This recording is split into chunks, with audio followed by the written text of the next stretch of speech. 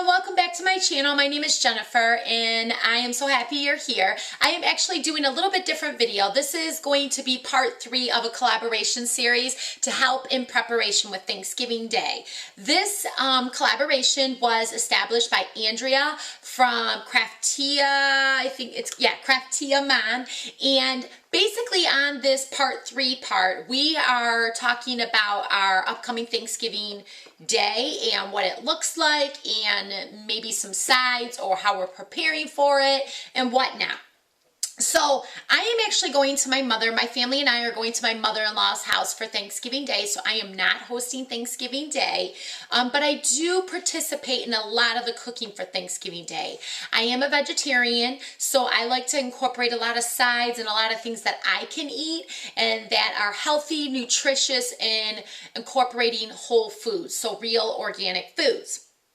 So some of the things that I am going to prepare this year are 3 of my all-time favorite things. I usually do this right around Thanksgiving Day. The first thing is I'm going to prepare a roasted Brussels sprouts using nutritional yeast, which is chock full of vitamins and nutrients, especially B6, which is a vitamin that you get a lot from red meat and I don't get a lot of. And then the second side I'm going to prepare for Thanksgiving is an orange cranberry sauce. It's very delicious. It includes organic, healthy cranberries, which are great for fighting infections, especially urinary tract infections. And the last side, which is a great comfort food, is a green bean casserole, but without the processed fried onions on top and the condensed soup that Campbell's makes. It's just very whole, very natural ingredients using organic milk, real mushrooms, and real onions. I'm gonna actually replace with shallots. So those are some of the foods that I'm going to make.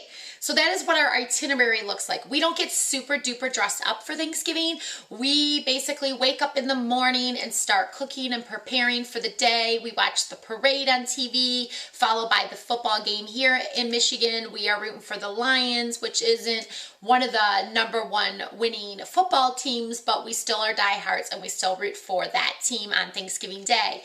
We usually head over to my mother-in-law's right before game or at halftime. So we'll kind of hang out and have a big breakfast here at home and hang out and just be a family and just relax and not have to worry about rushing around all over the place. So that's what our outfits will probably be, something casual for Thanksgiving but comfortable at the same time. So yeah, let's take a look at what we're gonna make for Thanksgiving Day.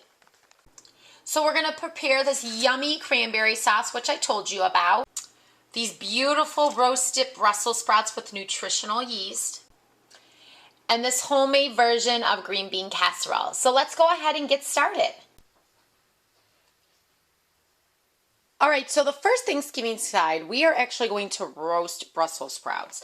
And here's what you're gonna need. I got about 2 to 3 bags of roasted Brussels or just regular Brussels sprouts from Trader Joe's. I'm making a couple of batches of this, so I needed a couple bags. I usually do about 1 to 2 depending on your family size. 1 is good for probably a family of 2, and then 2 is good for a family of 4 to 5, depending on if your family likes Brussels sprouts. You do need olive oil, nutritional yeast seasoning. If you're not into that, Parmesan cheese is completely fine. Salt and pepper. You need a juice of a lemon, and I have my juicer and knife there. So what I'm going to do is I'm going to take the bag of Brussels sprouts and I'm going to cut them in half and place them in a bowl. So that's the first thing I'm going to do right now. So as you can see, the Brussels sprouts are in the bowl. I'm going to drizzle it with a little bit of olive oil, and I'm going to season it with sea salt and pepper. Or Himalayan sea salt's completely fine. Then I'm going to give it a good stir and place it on the baking sheet.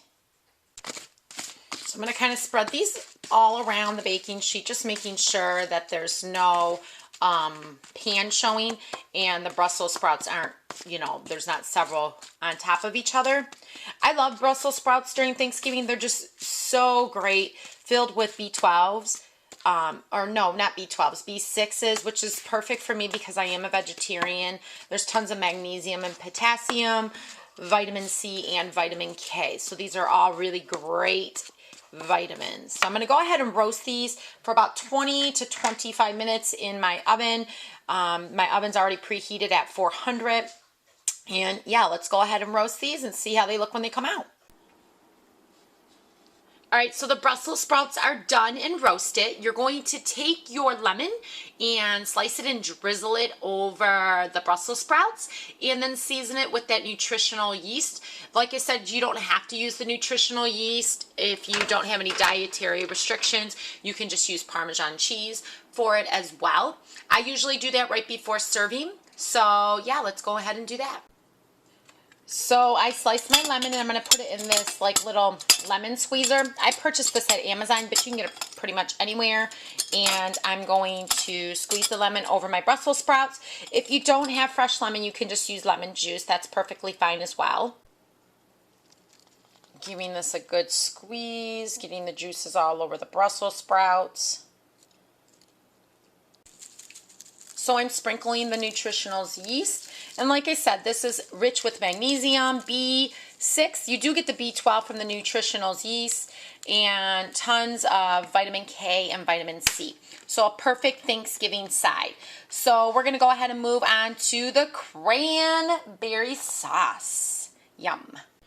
All right, so for the orange cranberry sauce, you're going to need a couple bags of these organic cranberries from Trader Joe's. You can get them anywhere. You don't necessarily have to get them from Trader Joe's. You need about 1.5 cups of sugar, depending on how much sugar you like. If you like your cranberries real sweet, you do need about a couple tablespoons of orange zest. So I just basically use this zester to zest my orange. I put the remaining orange, I squeezed it into this bowl. I need 1 cup of OJ. So you can use that. You can do fresh squeeze or you can just buy a carton of OJ. You're going to need some black pepper and some Himalayan sea salt. So the first thing you're going to do in a medium saucepan, you're going to combine your cranberries, your sugar, your orange zest, and you're also going to need a 1/2 cup of water. I forgot about that. A 1/2 cup of water, and then season it with salt and pepper. And let's go ahead and do that right now. So I'm adding my cranberries, and I do have a little bit more than what I told you. I'm just making a little extra batch. And then I'm going to add my sugar right into the pot. I'm adding my water into the pot and my orange zest into the pot. So I'm going to go ahead and add that. This makes a wonderful, wonderful smell of your home. So just to give you a heads up. You're going to go ahead and season with salt and pepper real good, and then give it a good stir, and then you're going to bring it to a boil over medium-high heat. And this is going to, once it gets to a boil, you're going to cook it for about 20 to 25 minutes so the sauce can thicken. So I have it on the stove right now, and we'll come back when it starts boiling, and then I'll show you the next step. Okay, so as you can see, this is at a boil. I'm going to go ahead and lower the heat, and this is when I'm going to simmer it for about 20 to 25 minutes. I usually do about 25, but depending on your stove, you might get away with 20. You're basically just going to kind of thicken it, and everything's going to kind of soften. The berries are going to soften. So yeah, so let's go ahead and do that.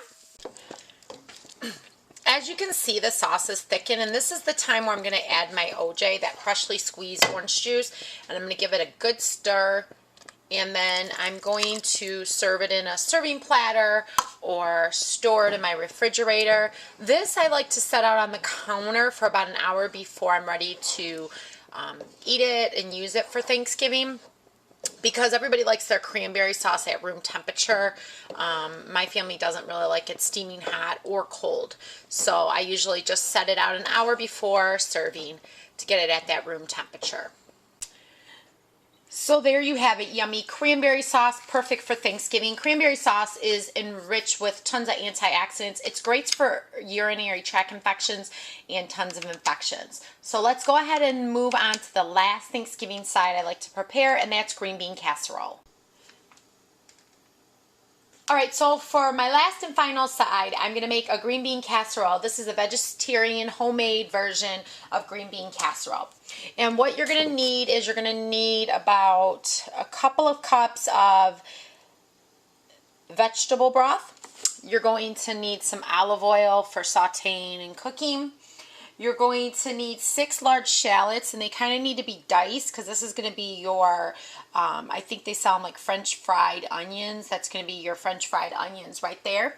You're going to need a couple cloves of garlic, diced. You're going to need 1.5 cups of all-purpose flour. I don't eat gluten, so this is gluten-free flour. You're going to need salt and pepper. I'm just using peppercorn right here, black peppercorn, and Himalayan sea salt.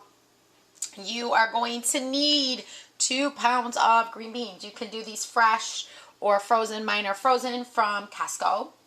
You're going to need about 1/4 to 1/2 of a stick of butter. I'm using the Kerrygold Irish butter.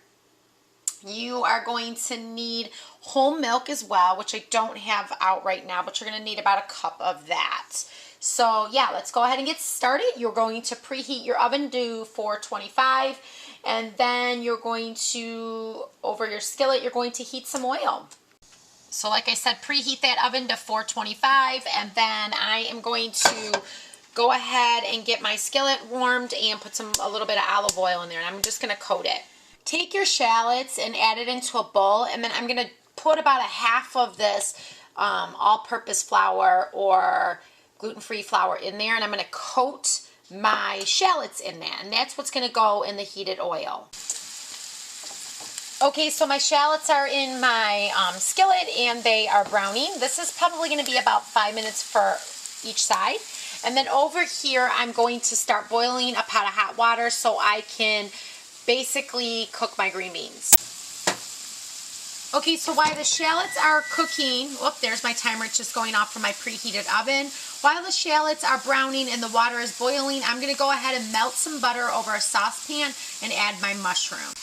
I also added my garlic in with my mushrooms, and I'm going to cook that down basically. That's going to take about 5 to 7 minutes to cook down. Alright, so you're going to season the mushroom mixture with salt and pepper, and then you're going to add your rest of your remaining flour.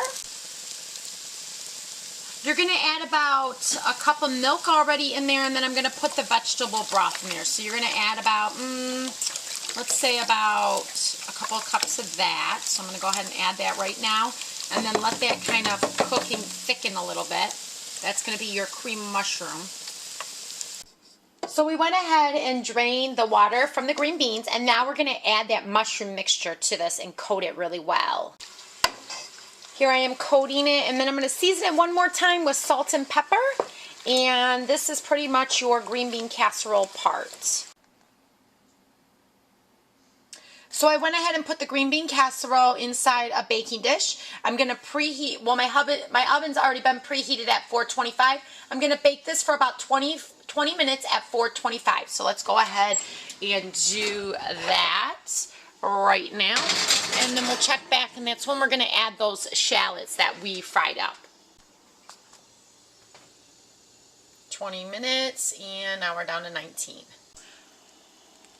Okay, so I went ahead and put those fried onions right on top of the green bean casserole. And I'm going to bake this for another 5 minutes in the oven, and then it should be ready to go.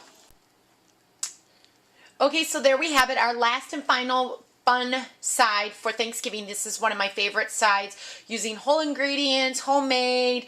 This is the green bean casserole with the homemade shallots that are fried and the green beans, so a great comfort food. I want to thank everybody who participated in this collab and allowed me to participate in this collaboration. If you enjoyed these sides, or if you're going to be making any of these sides, if you enjoy, please give me a thumbs up and let me know in the comments below. And if you make any of these sides, please let me know. I'm on Instagram, Facebook, and I would love to see pictures of your sides or even your Thanksgiving tables. So thanks so much, and remember to like this video, and remember to hit subscribe.